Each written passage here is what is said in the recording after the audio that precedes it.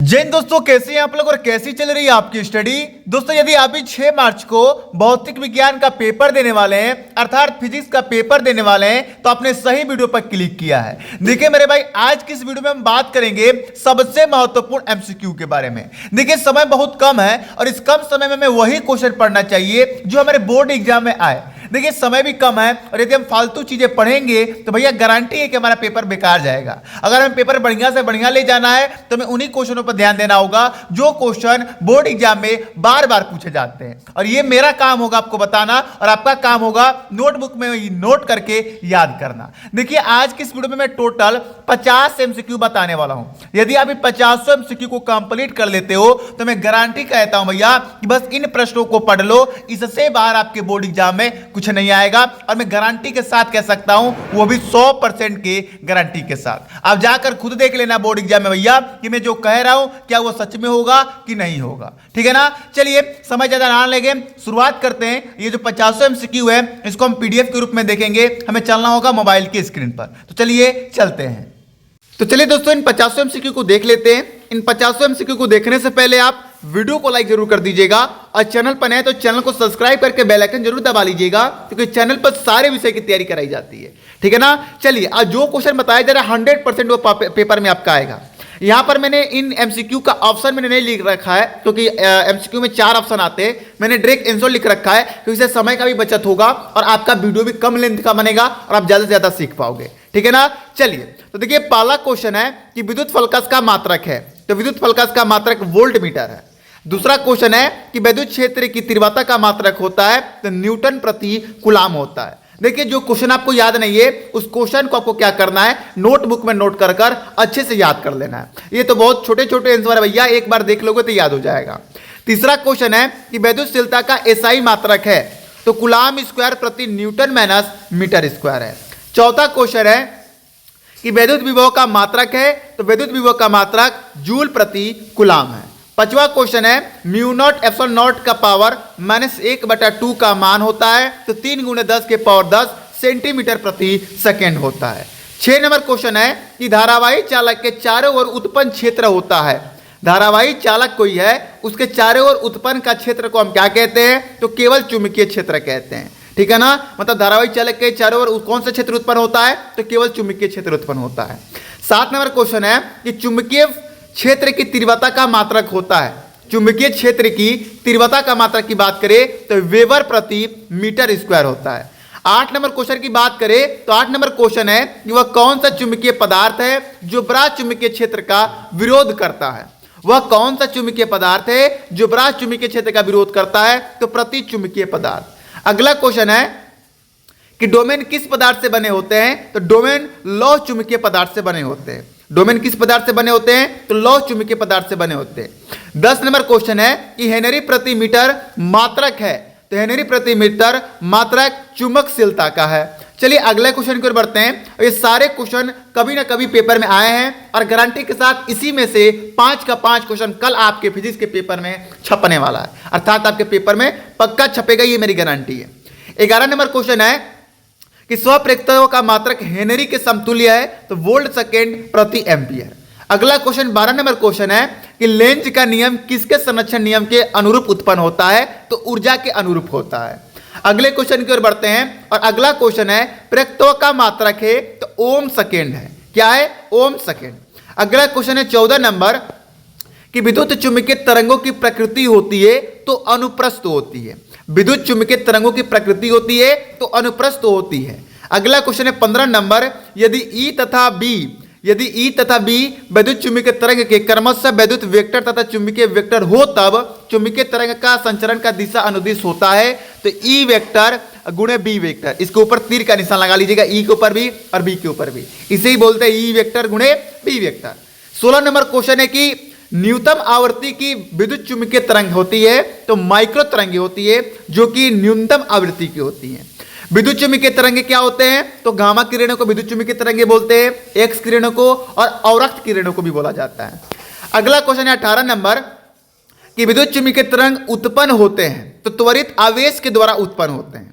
अगला 19 number question है कि एक विद्युत चुंबकीय तरंग में विद्युत क्षेत्र का आयाम 6 वोल्ट प्रति मीटर है, तो चुंबकीय क्षेत्र का आयाम है तो 2 × 10 की पावर -8 टेस्ला है। अगले क्वेश्चन 20 नंबर क्वेश्चन है कि उत्तल लेंस की फोकस दूरी अधिकतम है। उत्तल लेंस की फोकस दूरी अधिकतम लाल रंग के लिए होती है। अगला क्वेश्चन 21 नंबर है कि प्रिज्म से गुजरने पर किस रंग के प्रकाश का विचलन अधिकतम व न्यूनतम होता है। तो देखिए, प्रिज्म से जब भी प्रकाश गुजरेगा तो अधिकतम विचलन बैंगनी रंग के लिए होगा और न्यूनतम जो विचलन होगा वो लाल रंग के लिए होगा। अगले क्वेश्चन की ओर बढ़ते हैं और अगला क्वेश्चन है कि एक प्रकाशिक तंतु में तंतु के ऊपर लेप की गई एक तह का अपवर्तनांक होता है, तो तनु के पदार्थ से कम होता है। 23 नंबर क्वेश्चन है कि प्रकाशिक तंतु में प्रकाश के किस गुण का प्रयोग किया जाता है, तो पूर्ण आंतरिक परावर्तन का प्रयोग किया जाता है। 24 नंबर क्वेश्चन की वह घटना जो प्रकाश के अनुपस्थ तरंग प्रकृति दर्शाती है, तो ध्रुवण होती है। अगला है, देखिए सारे क्वेश्चन इंपॉर्टेंट है, इनको 2-2 बार आप रिपीट करेंगे, 2-2 बार याद करने की कोशिश करेंगे तो गारंटी के साथ याद हो जाएगा। 25 नंबर क्वेश्चन है कि ध्रुवण कोण P तथा क्रांतिक कोण C में संबंध व्यक्त होता है, तो 10P बराबर कोसेक C। अगले क्वेश्चन है 26 नंबर कि प्रकाश इलेक्ट्रॉनों के लिए निरोधी विभव निर्भर करता है, तो आपतित प्रकाश की आवृत्ति एवं कैथोड पदार्थ पर निर्भर करता है। अगले क्वेश्चन की बात करें 27 नंबर, तो फोटोन का गतिज द्रव्यमान का सूत्र होता है, तो hv/c² होता है, hv/c²। अगला 28 नंबर क्वेश्चन है कि जस्ते की सतह से इलेक्ट्रॉन उत्सर्जन हेतु कौन सा विकिरण अत्यधिक अप्रभावी होता है, तो पारा बैंगनी प्रकाश। अगले क्वेश्चन की ओर बढ़ते हैं और अगला क्वेश्चन है 29 नंबर, प्रकीर्णित अल्फा कण का पथ होता है तो अति परवलयाकार होता है। कैसा होता है? अति परवलयाकार। 30 नंबर क्वेश्चन है कि हाइड्रोजन परमाणु की आयन ऊर्जा का मान होता है तो 13.6 इलेक्ट्रॉन वोल्ट होता है। 31 नंबर क्वेश्चन देखिए, तो 31 नंबर क्वेश्चन है कि हाइड्रोजन परमाणु के भूतल ऊर्जा स्तर में इलेक्ट्रॉनों का कोणीय संवेग है तो h/2π। अगला 32 नंबर क्वेश्चन की बात करें तो परमाणु के अंदर अल्फा कण किस बल के कारण प्रकटित होते हैं, तो कूलाम बल के कारण प्रकटित होते हैं। 33 नंबर क्वेश्चन है कि हाइड्रोजन परमाणु के वर्णक्रम में से प्राप्त प्राशन श्रेणी की वर्ण रेखाओं का न्यूनतम तरंग दैर्घ्य होगा तो 9/r होगा। 34 नंबर क्वेश्चन की ओर बढ़ते हैं और 34 नंबर क्वेश्चन है कि एक, यहां पर एक लगा लीजिएगा, 1 MU का तुल्य ऊर्जा है, तो 1 MU का तुल्य ऊर्जा 931 मेगा इलेक्ट्रॉन वोल्ट होता है। 35 नंबर क्वेश्चन है कि कण को 92V 238 के नाभिक में उपस्थित है तो 92 प्रोटॉन 238 न्यूक्लियॉन।